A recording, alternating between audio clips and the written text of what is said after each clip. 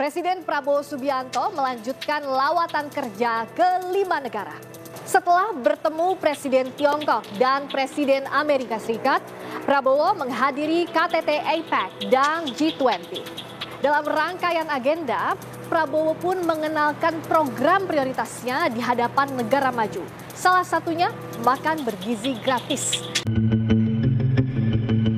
Masih dalam rangkaian lawatan ke 5 negara, Presiden Republik Indonesia Prabowo Subianto menghadiri APEC Economic Gala Dinner 2024 bersama dengan para pemimpin dunia yang dihelat di Istana Kepresidenan di Lima, Peru. Presiden akrab bercengkrama dengan para pemimpin dunia, antara lain Presiden Amerika Serikat Joe Biden dan Perdana Menteri Kanada Justin Trudeau. Para pemimpin negara Asia Tenggara yaitu Perdana Menteri Singapura, Perdana Menteri Malaysia, dan Presiden Vietnam serta Perdana Menteri Thailand. Presiden pun berbincang akrab dengan Presiden Tiongkok Xi Jinping. Dari Peru, Presiden Prabowo menghadiri Indonesia-Brazil Business Forum yang digelar di Copacabana Palace, Brazil. Dalam forum itu, Presiden turut menekankan program makan bergizi gratis sebagai prioritas pemerintahannya dan akan mempelajari keberhasilan Brazil dalam program serupa.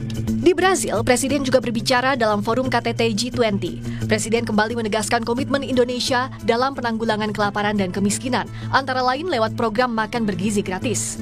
Senada dengan tema G20, berjuang melawan kelaparan dan kemiskinan. For countries like Indonesia, to overcome poverty and hunger is a matter of vital national interest. I spend a very high percentage for education because I believe that education will bring us out of poverty. Education can bring better life for our people. Free meals for our children is a vital part of our strategy. This is also part of empowering our young to be able to grasp the benefits of education. Begitu pula saat Presiden Prabowo menghadiri jamuan santap siang yang digelar oleh Wakil Perdana Menteri Inggris Angela Rayner di Lancaster House. Keduanya mendiskusikan berbagai isu penting, termasuk kerjasama di bidang pangan dan gizi anak-anak. Presiden menjelaskan rencana pemerintah untuk melaksanakan program pemberian makan bergizi gratis bagi anak-anak yang mendapat perhatian serius dari pihak Inggris. Dengan Wakil Perdana Menteri, ya kita membahas beberapa masalah tentang bagaimana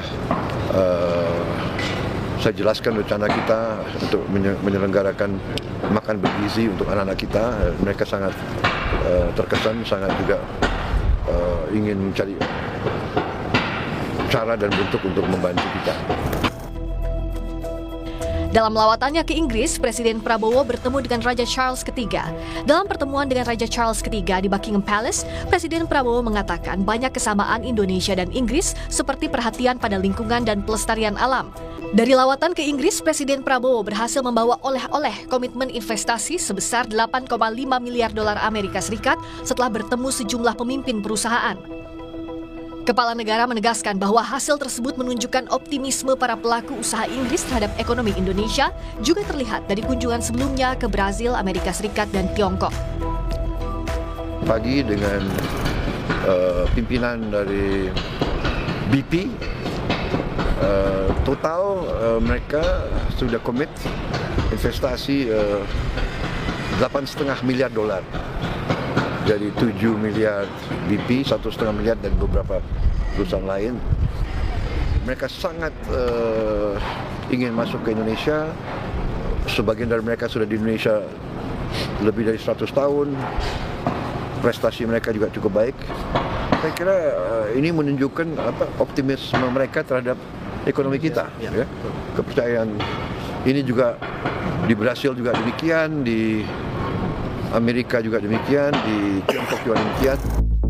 Isu yang juga disuarakan Presiden adalah upaya perdamaian di Gaza.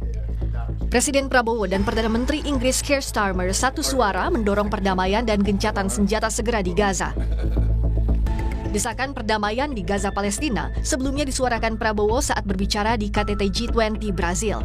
Prabowo menekankan perdamaian dan stabilitas kunci mengatasi berbagai masalah geopolitik. We urge urgently immediate ceasefire in Ukraine and in Gaza. Let us not hesitate to go forward and urge the participants in the region to achieve this ceasefire. For us, this is vital for the achievement of peace and stability. Only by peace and stability we can overcome poverty and hunger. Presiden pun sempat bertanya langsung kepada Menteri Luar Negeri Amerika Serikat soal solusi perdamaian di Gaza. But Palestine, you think you can do something? Yeah, we're working very hard on it. Hopefully we're trying to get to the best plan. Thank you, sir. Tidak hanya kerjasama ekonomi, stabilitas geopolitik jadi prioritas Indonesia, termasuk upaya perdamaian segera di Gaza, Palestina. Langkah cepat dan aktif dalam politik luar negeri harus terus dipertahankan agar Indonesia punya peran besar dan disegani di mata dunia.